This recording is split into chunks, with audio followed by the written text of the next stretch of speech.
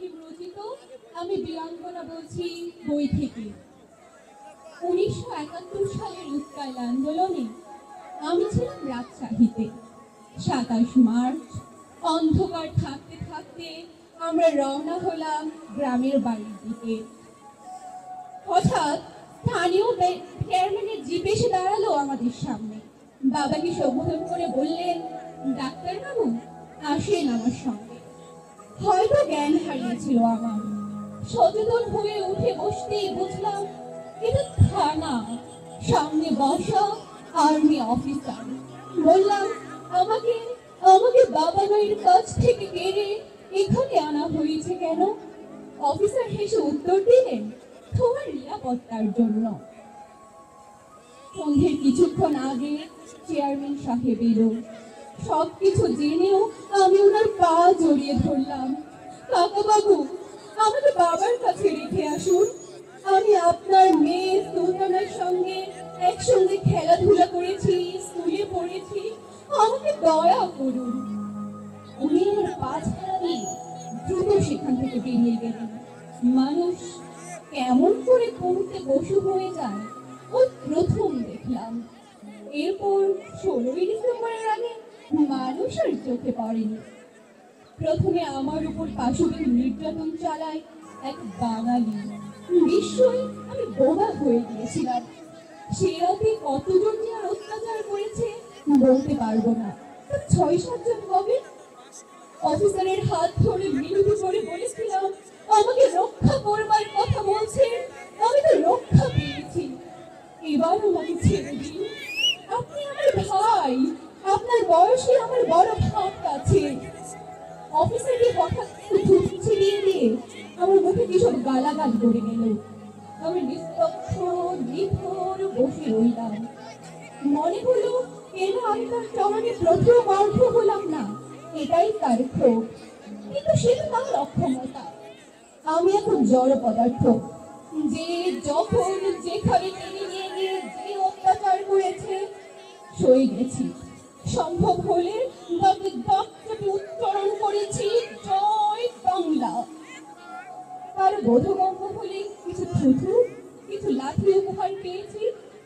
আমাদেরকে শাড়ি বা দোপাট্টা ব্যবহার করতে দেওয়া হতো না। কোন ক্যাম্পে নাকি কোন মেয়ে গলায় শাড়ি ফাঁস লাগিয়ে আত্মহত্যা করেছে। তাই আমাদের পরনে পেটিকোট আর ব্লাউজ, যেমন ময়লা তেমনি ছেঁড়া হতো। দুটো খুব জলে ভরে উঠত। বাবার কথা মনে হতো, মা এবার কি শাড়ি নিবি? আমি বললাম, তুমি যা দেবে। আদরে মাথায় হাত রেখে বাবা বলতেন, আমার মেয়ে যে ঘরে যাবে সেই ঘর শান্তিতে ভরে উঠবে। বাবা, তুমি কি জানতে তোমার মেয়ে কোনো ঘরে যাবার জন্য জন্মায়নি? তার জন্ম লগ্নে শনির দৃষ্টি ছিল। সেই শত ঘরের ধরণী যাযাব রমণী। পরদিন হঠাৎ আমাদের ভেতর একটি মেয়ে মারা যায়। অন্তঃসত্ত্বা ছিল। সকাল থেকে প্রচুর রক্তক্ষরণ হচ্ছিল। একটা পাঠার মতো হাত পা ছুড়ে আস্তে আস্তে ঘুমিয়ে পড়ল।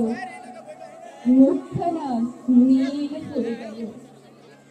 ভোর রাতে সবচেয়ে কেমন নিঃশব্দ নিস্তব্ধ মনে হলো। সুফিয়ার মা বলল, খালারা পালাইলো নাকি? ওর কথায় শরীরে যেন অসুরের বল পেলাম। দরজা ধাক্কাতে লাগলাম, চেঁচাতে আরম্ভ করলাম। হঠাৎ শুনি, জয় বাংলা, জয় বঙ্গবন্ধু। মনে হলো বেঁচে গেছি, কিন্তু জানতাম না তখনও যে কত মরণ আমার জন্য অপেক্ষা করে আছে। 3-4 দিন ওখানে থাকবার পর একজন ডাক্তার আমাকে জানালেন আমি অন্তঃসত্ত্বা। কোথায় কার কাছে যেতে চাই? ঠোঁট টেপে বললাম, কারো কাছে নয়। আমাদের মতো দুস্থ মেয়েদের জন্য আপনারা যে ব্যবস্থা করবেন আমার জন্য তাই করুন। বাবা এলেন, দুহাত শক্ত করে আমাকে জড়িয়ে কেঁদে উঠলেন। ঠিক এমন করে একদিন আমরা 7-8 জন বঙ্গবন্ধুকে দেখতে গিয়েছিলাম অফিসের মাধ্যমে। সেদিন আমাদের চোখের জলে বঙ্গবন্ধুর বুকটা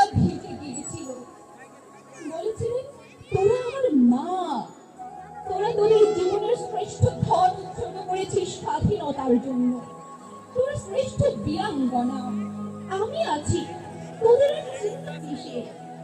সত্যি সেদিন মনে হয়েছিল আমাদের বঙ্গবন্ধু আছে, আমাদের আর চিন্তা কি।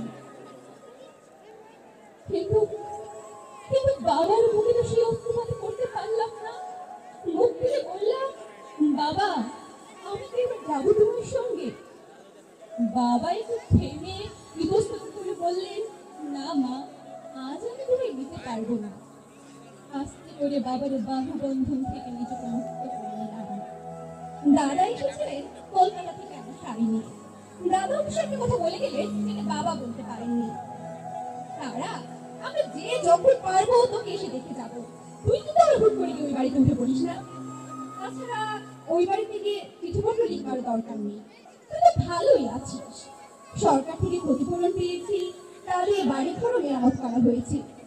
হঠাৎ ঘুরে দাঁড়ালাম, ওর দিকে আর তাকাই না। বাবা দাদাও কি তাহলে আমার শক্তির মাতৃত্বের দাম নিয়েছে সরকার থেকে? নতুন ঘর তুলেছে, পুরনো ঘর মেরামত করেছে, পুরো ঘরে থাকবে কি করে? বাস্তব পরে পৌঁছি, আমি বীরাঙ্গনা, আমাকে নিজের পায়ের উপর ভর করে দাঁড়াতে হবে। এই সমাজ আমাকে গ্রহণ করবে না। জুলাই মাসের একটা বিকেলে আমার আপন বলতে যা ছিল অন্যদের সঙ্গে সব অতল জলে ভাসিয়ে দিয়ে আমি ইয়র্কে উঠে বসলাম। অন্তরে উচ্চারণ করলাম, জয় বাংলা, জয় বঙ্গবন্ধু। তোমার দেওয়া বীরাঙ্গনা নামের মর্যাদা যেন আমি রক্ষা করতে পারি। দেশ স্বাধীন হোক। কেউ গাজী, কেউ শহীদ, কেউ বীরশ্রেষ্ঠ, কেউ বীরত্ব, সবার মধ্যে সম্মান সুখ্যাতি। অথচ আমি আমি কিছুই চাইনি। আমি শুধু চেয়েছিলাম আমার নারীত্বের মর্যাদা আর প্রিয় জন্মভূমির বুকে একটু আসবো। যে দাদা বাবা আমাকে দুর্বৃত্তের হাত থেকে রক্ষা করতে পারেনি, তারাই বিচারকের আসনে বসে আমাকে অসুচি অপবিত্র জ্ঞানে পরিত্যাগ করেছে। কি সুন্দর সমাজ ব্যবস্থা, ভাবলে ঘৃণা হয়। আমার মৃত্যুর পরে কেউ তোমরা আমাকে বাংলাদেশে নেবার চেষ্টা করো না। জন্ম দিলেই জননী হওয়া যায় না, কিন্তু লালন পালন না করলে হওয়া যায় না।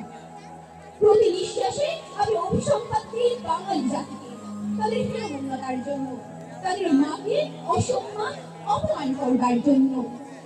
একটি মাত্র মানুষ সে দেশের জন্মেছিল, যার স্নেহ পরশে আমি ধন্য হয়েছি। আমি তো তুচ্ছ অনাদর, কিন্তু তোমরা পিতৃঘাতী। সমগ্র বিশ্ব আজ তোমাদের হিংসার দিচ্ছে, কুচক্রী পিতৃহত্যা লোভী প্রতারক। বিশ্ব সভায় তোমাদের কোনো স্থান নেই।